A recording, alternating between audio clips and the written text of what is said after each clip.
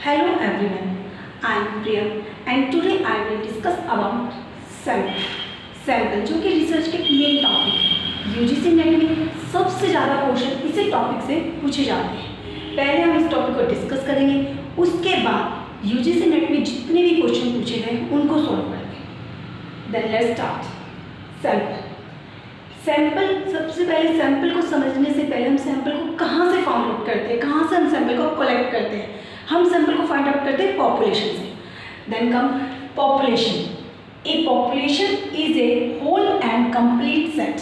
Population क्या होता है? कंप्लीट सेट होता है, यानी कि जो भी, फॉर एग्जांपल जैसे कि मैंने सोनीपत डिस्ट्रिक्ट में मेरे बीएड कॉलेज के स्टूडेंट्स में मैंने रिसर्च करनी, तो सोनीपत डिस्ट्रिक्ट में जितने भी बीएड कॉलेज होंगे वो मेरे सारे मेरी पॉपुलेशन कहलाएंगे। This is called population.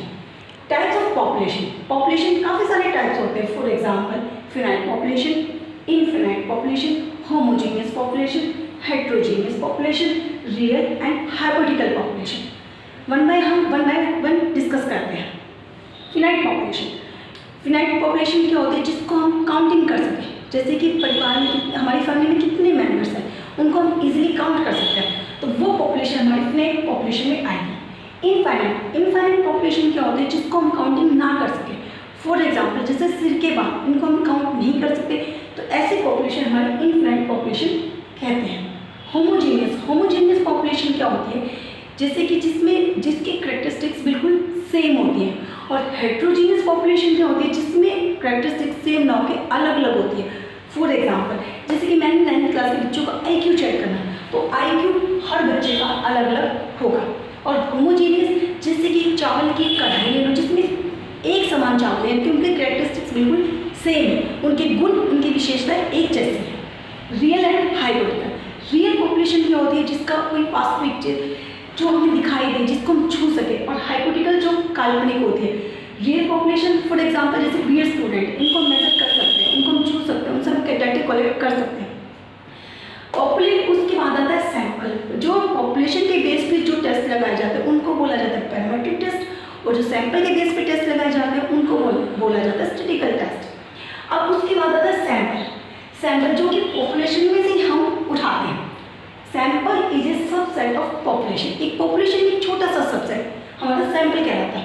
For example जैसे कि हम घर में भी यूज़ करते हैं, जब हम चावल बनाते हैं तो उसमें से हम कुछ चावल के दाने उठाकर ये चेक करते हैं कि चावल पके हैं या नहीं पके।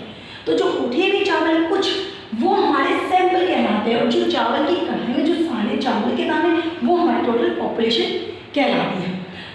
देन सैम्पलिंग क्या होता है? एक मेथडोलॉजी, एक प्रोसेस होता है कि हम सैंपल को कैसे कलेक्ट करते हैं, एक प्रोसेस। फॉर एग्जांपल जैसे डॉक्टर, जब हम ब्लड डोनेट करते हैं तो डॉक्टर हमारा ब्लड सैंपल लेता है। ब्लड सैंपल लेने के लिए हमारे इंजेक्शन में जो सीरीज होती है, वो जैसे ही हमें ब्लड लेने के लिए डालते हैं, तो वो जो प्रोसेस होता है ब्लड लेने का, वो मेरा सैम्पलिंग कहलाता है। सैम्पलिंग के प्रोसेस, मेथडोलॉजी, हम सैंपल को कैसे कलेक्ट करते हैं, वो हमारा सारा एक प्रोसेस होता है सैम्पलिंग। यानी कि जैसे बजट का बजटिंग होता है, प्राइस का प्राइसिंग होता है, वैसे ही सैंपल का सैम्पलिंग।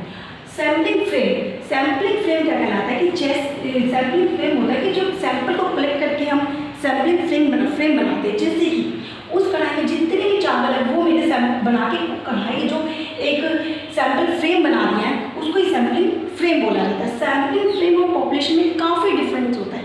फॉर एग्जाम्पल जैसे कि मैंने रिसर्च करना, उस रिसर्च में भी 20 हाउसेज पे मैंने रिसर्च करनी, उस 20 में टोटल 20 है, वो मेरी पॉपुलेशन है, लेकिन उसमें से 2 घर ऐसे हैं जो बिल्कुल खाली पड़े, यानी कि मेरी टारगेट पॉपुलेशन कौन सी है जो मेरी रिसर्च में शामिल हुई, वो है मेरी 18।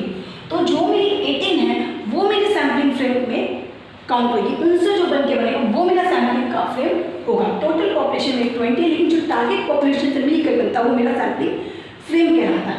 एक सैंपल ऐसा होना चाहिए जो पॉपुलेशन में रिप्रेजेंट हो। फॉर एग्जांपल अगर मेरी पॉपुलेशन 20,000 है, अगर मैं उसमें से सैंपल 20 लेती हूँ, तो क्या इसको रिप्रेजेंट करेगा? नहीं। सैंपल हमें ऐसा चूज करना चाहिए जो पूरी पॉपुलेशन को रिप्रेजेंट करे। सैंपल जितना, अगर मैं सैंपल कम से कम इसमें से मुझे 2000 या 200 ऐसा मैं सैंपल हूँ जो पूरी पॉपुलेशन को रिप्रेजेंट करे। सैंपल जितना ज़्यादा होगा उतनी अच्छी हमारी रिसर्च होगी, उतना अच्छा हमारा डेटा आएगा। ओके, उसके बाद आता है सैंपल यूनिट। सैंपल यूनिट क्या कहलाती है? जो भी सैंपल फ्रेम के अंदर यूनिट्स होती है, अलग अलग यूनिट्स होती है, उसे सैंपल यूनिट्स कहा जाता है। यानी कि पर हर सैंपल, यानी कि ईच सैंपल का सैंपल यूनिट, और उस सैंपल को, सैंपल्स यूनिट्स को मिलाने से ही बनता है सैंपलिंग फ्रेम। तो पॉपुलेशन और सैंपल दोनों के दोनों हमारे जो सैंपल है वो पॉपुलेशन को ही रिप्रेजेंट करता है। तो हम आज इतना ही करेंगे। नेक्स्ट हमारे जो मेथड्स होंगे वो हम नेक्स्ट क्लास में करेंगे। जो सैंपल को कलेक्ट करने के लिए क्या क्या मेथड्स यूज़ करते हैं हम, उनको हम अगली क्लास में करेंगे। Thank you for watching my videos. अगर आपको मेरी वीडियो अच्छी लगी तो प्लीज़ मेरे चैनल को सब्सक्राइब कीजिए और बेल आइकन को प्रेस कीजिए। Thank you so much.